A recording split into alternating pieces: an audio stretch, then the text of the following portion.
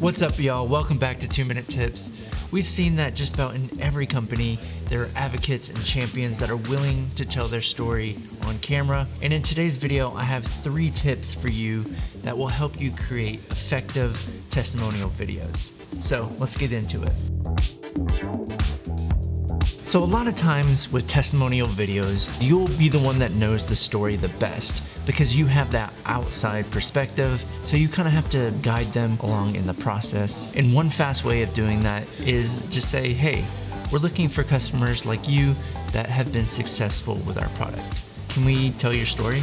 And to do all that leads us into tip number 1, and that is to do all the heavy lifting. Make sure that your customer knows that there's not going to be much work required for them on their end. Before reaching out, just make sure that you have a vision in place that you can explain to them what it is that you want and how do you want to tell their story. To tell their story leads us into tip number 2, which is have an interview.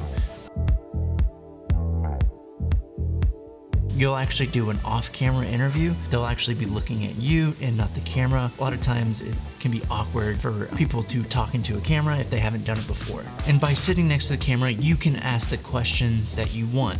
That way they don't have to think about what they're gonna say or what you wanna hear. Just have them put a little bit of the question in their answer. If the question was, what is your favorite color? And they just said blue, that doesn't really add much context because we're not gonna hear what you are saying. Make sure that they repeat the question a little bit and their answer is, my favorite color is blue.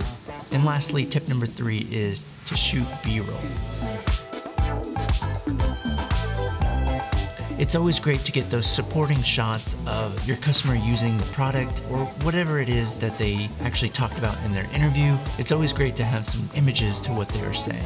Depending on what your product is, maybe it's a software, maybe it's sensitive data on the computer screens. You don't actually have to show the computer screen, and you could just take a couple steps back and show them on the computer. It really adds to the storytelling and the vision that you're trying to capture.